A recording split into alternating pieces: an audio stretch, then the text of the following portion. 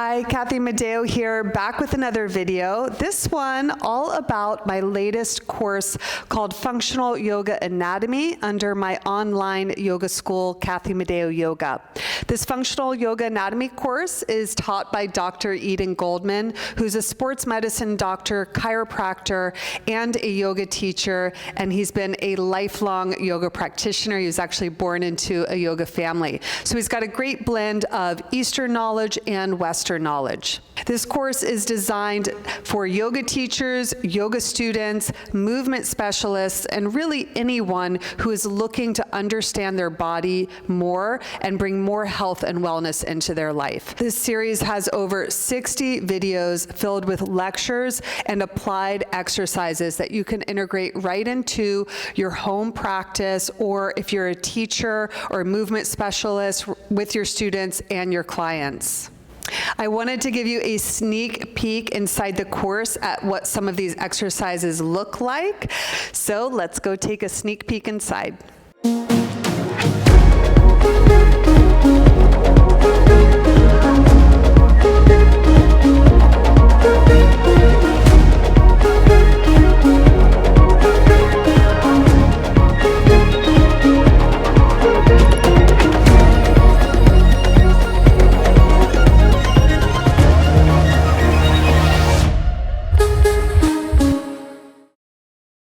As we go into training the rotator cuff muscles, we'll start in the lunge position with one leg out in front and the other leg back and on the floor. You can place a blanket or a towel underneath the knee if you need, and we'll take a TheraBand here into one hand.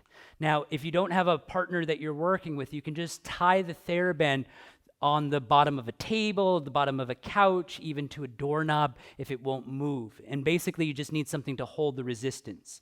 We're going to also take a piece of paper and place it in her flank between the arm and the flank, just to make sure that the elbow doesn't move. What you want to be clear on is that the elbow stays in by the side and doesn't start to float out to the side. So for this exercise, what we'll do is we'll be on the side of the arm that we're working, and we'll start at a 45-degree angle, just a little bit out to the side. Creating the resistance from there, we'll bring the hand in the direction of going toward the belly button, and we'll do that a few times. We'll do, again, anywhere from about 5 to 15 reps. If you need more challenge, you can always shorten up the range on the band, and then the band gets more taut and gives you more resistance. If you need less, you can always make the band a little bit longer or stop pulling on it as strongly. So after this rep, we'll let that go. We'll switch legs, we'll switch arms with the band. We'll move the piece of paper, and we'll do the same thing here, bringing the hand to the belly button. And again, doing about 5 or 6 reps. You can do it at home or on your own, up to about 15 if that feels good to you. And this is working those internal rotators, the subscapularis and the cousin to the rotator cuff, the teres major muscle. When you're done with those, you'll go ahead and switch legs, going back to the first leg, and we'll do external rotation.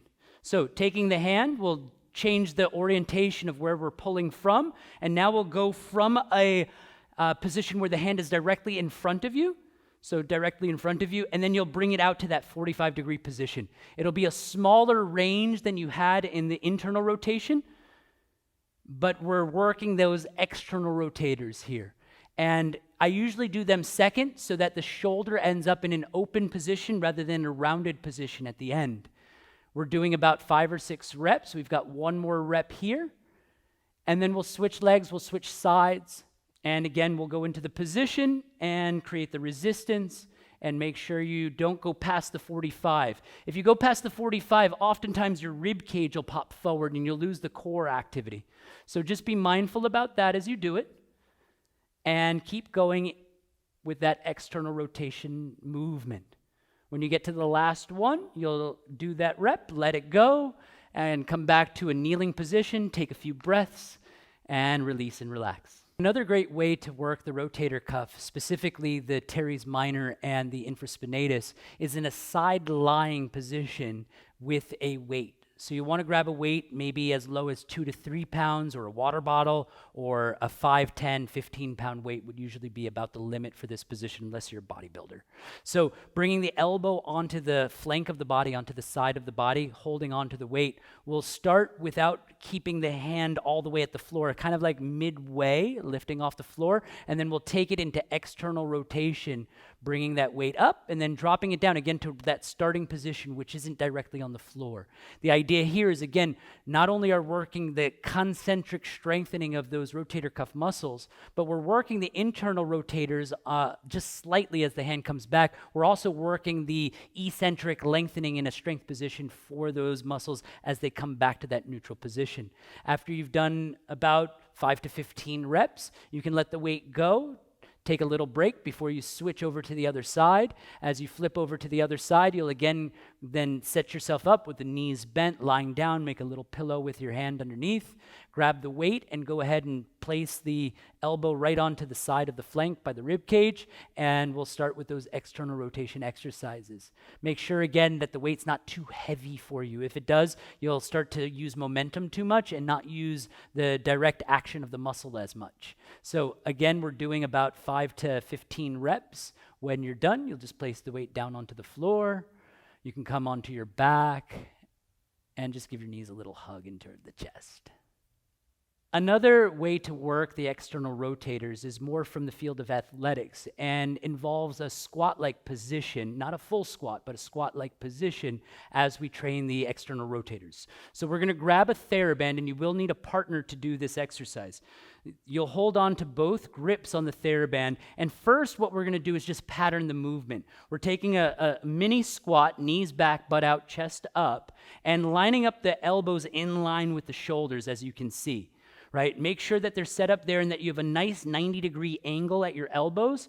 And that's the most important part, is maintaining this. What you don't want to happen is the elbows to dive down as you go into internal rotation, or the hands to open up the elbow. You want to keep that nice 90-degree angle with the elbows in line with the shoulders. So we're not going to hold any resistance first. We're going to start just by patterning external rotation and what that looks like. Again, make sure that the elbows don't dip or open up. They stay in that 90-degree positioning. After about 3 to 5 times of patterning it, then we'll add a little bit of resistance. So we'll move with the elbows so that way we don't overpower them. Using the muscles of the rotator cuff, we'll do about 3 more reps. And again, you can do up to about 15 reps on this exercise, but for our purposes, we're just getting a taste and flavor of it. Last one, then release the strap and just shake out anything that needs to shake. Next, we'll do an exercise for the supraspinatus. Again, most often when we talk about supraspinatus dysfunction, it starts to go into dysfunction when it gets fatigued. So I would recommend using a lighter weight for this exercise so that way you can work on its endurance, and we'll be working in the scaption plane.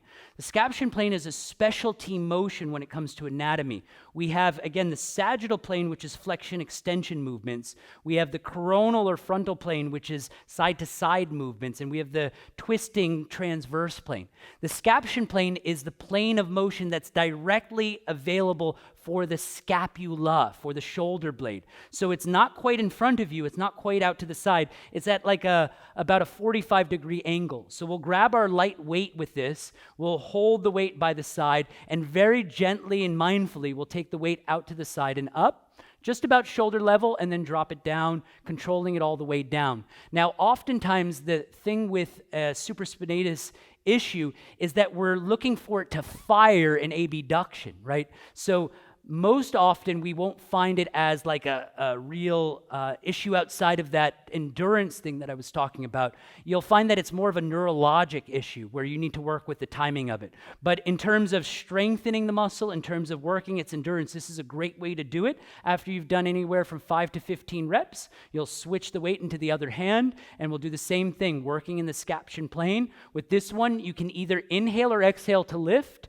and then do the opposite on the way down. I would typically inhale because you're opening up, but if you're more in the gym mentality and you want to do exertion on exhale, that's totally fine. It can be adapted to what your needs are for this exercise and your preferences. When you're done, you'll just let go of the weight and join us for the next thing.